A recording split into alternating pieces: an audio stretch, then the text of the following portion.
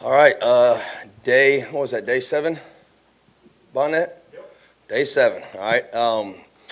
No, right now we're mixing a lot of different people with a lot of different groups. I would say we haven't settled in any type of depth chart. Overall, I would say I'm pleased where we're at. We still got a long way to go, but as far as the physicality, the want to, we've shown so much improvement from spring. I thought the guys did a really, really good job in summer on their own, really learning the playbook, and then you can see it's carried on in the fall. Right now, we pretty much have 90% of our playbook in, and we're calling it all. So there's a lot on their plate mentally, but I feel like they're doing a pretty good job. Still looking for some more consistency out of the unit, but overall pleased with where they're at. So after that, I'll open it up. Coach, I know it's early, but can you talk about stopping the run right up to A gap and covering on the outside and over the top with the secondary so far? Yeah. That's where we got to get more consistency. A little bit sometimes. When we do our job, we're pretty good. Today we ended up giving up a deep ball from a coverage bust, and then we had a big run hit up the A gap from an assignment standpoint. So when we play it right, we're pretty good. When we don't, we got to get it on the ground from the secondary. So again, looking for marked improvement. These next 6 days, we have a recovery day. Then we go 6 days straight. I think the cream will start rising to the crop, and we'll figure out. Again, we're mixing and matching a lot of guys right now, and so it's hard to pinpoint who on that play or who on that play necessarily didn't do their job. But, overall, we just got to be more consistent as a unit. In today's game, you can't just play with 11 players. You got to have 22, 25, 26, especially with the opportunity now with a playoff. So we're looking to build depth right now, and then by the next 6 days, we're going to start paring it down and figuring out who's our guys. Coach, with Harold on the inside linebacker, how has he sort of reacted? How quickly is he sort of picking up that spot? He's doing an unbelievable job. Harold Perkins right now is playing on fire. Again, have a lot on his plate mentally. We have packages where we're moving him all around, so he's not just playing on the inside. But he's fitting the run as well as anybody that we have at linebacker right now. I think our linebackers are doing a good job overall fitting the run, but very, very pleased with Harold and really his development. Again, you talk about from where we started this thing at the beginning of spring to where he is now, it's night and day. And he's an ascending player. I really think he's not even scratching the surface still of where he's going to be. So I look forward to every single week him improving, but very, very happy with what he's doing right now. Coach, right over here, we got a chance to see Jacobian today and how vocal he was out there. Can you talk about his development, both mentally stepping into a leadership role and just physically how he's been able to advance over the offseason? Yeah, it's been fun, obviously, being here, Jacobian's freshman year to now, watching him grow more off the field than on the field. He's always been a big, strong player inside, but he's really, really matured off the field and becoming a vocal leader in a positive way. So it's been really, really cool to see that standpoint. I'd say, I feel really, really good with him inside. Again, strong at the point of attack. He's played a lot of football, so he understands block recognition. He does a good job getting the calls and executing the calls. So it's been neat, kind of being away for a couple of years and then coming back to see him and to see his growth. He just had a baby boy, and that sometimes changes you as well. So really, really happy with Jacobian and love what he's doing out there on the field. With a guy like Zy Alexander, when he's coming back from an injury and you're working back slowly, what's your goal for him? Or I guess kind of what are your expectations for what a kind of a timeline looks like for a guy like that? Yeah, I think, it's hard with ACLs to put like an exact timeline on it because a lot of times, they might be healed physically and then it's just the mental piece of it, of being able to change direction, taking a hit on it. I think he hit over 20 the other day for the first time. Kind of got his legs tangled up in a deep post the other day and popped right up. So I've been happy. Again, I don't want to put a timeline and say this is when we're expecting him back. But I didn't have necessarily an expectation going into fall camp, but I would say he's exceeded probably what I thought he would do.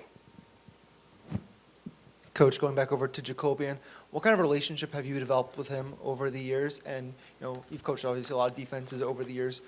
what makes him stand out as a player? You've coached a lot of good defensive tackles like D-Rob last year at Mizzou.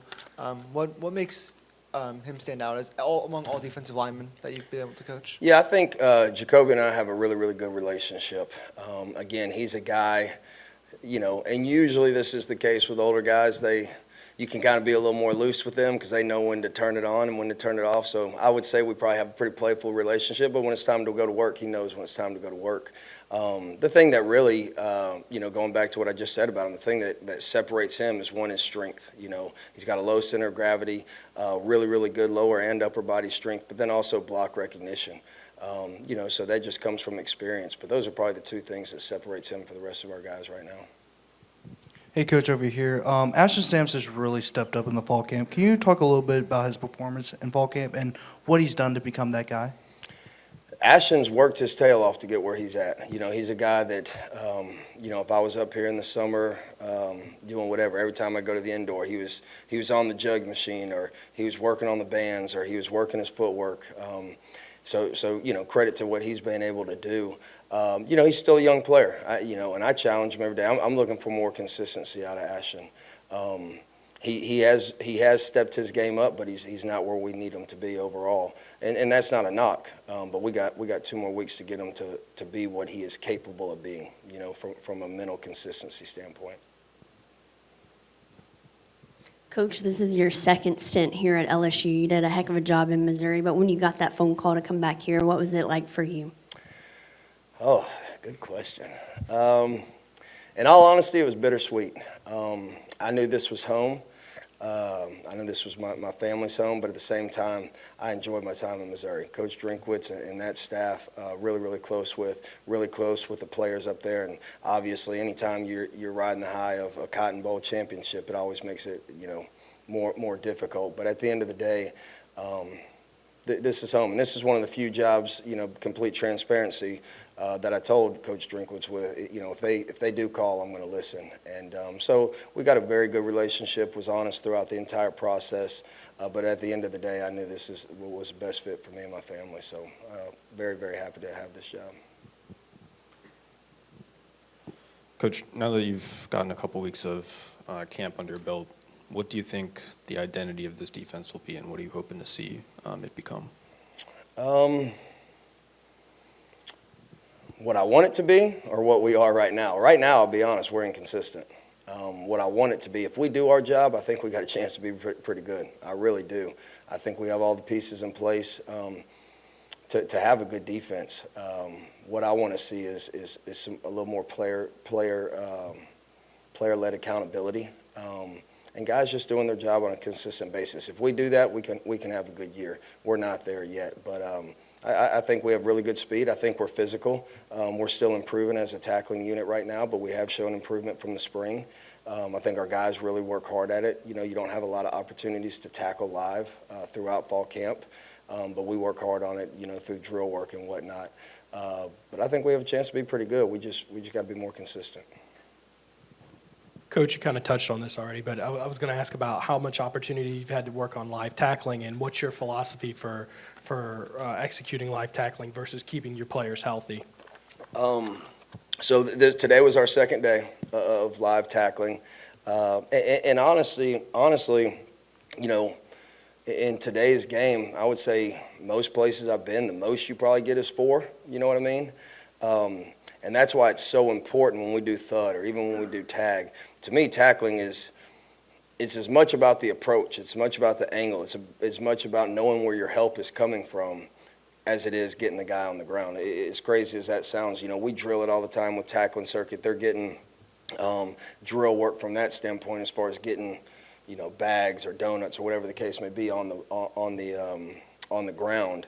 To me, you really, really have to press upon the importance of the angles, of where your help's coming from, of your approach if you're coming from the back end. So, from a philosophical standpoint, that's just the way the game is now. So you got to be really, really sharp, and you got to coach it hard. It's easy we did our job in 7-on-7, but we didn't have a good angle, or we weren't in a good bent position, whenever we were able to tag off. Those are the things you really have to harp on to be a really good tackling team, and I think we are. I think we're making progress from that standpoint. Blake, Savion and Jacobian were talking the other day about how your offensive line is probably one of the best in the country and that they look forward to the challenge every day of going against them. How is your front seven stacked up against that veteran line? And also, can you tell us a little bit more about Poodles? Yeah, sure can. The first part of the question is, I think our offensive line is fantastic. I think they're experienced. I think Coach Davis does a really, really good job. I think they're physical. They play hard. I thought the same thing about them when I went against them last year at Missouri. So, I know they got one new starter, but they're a very cohesive unit, played a lot together.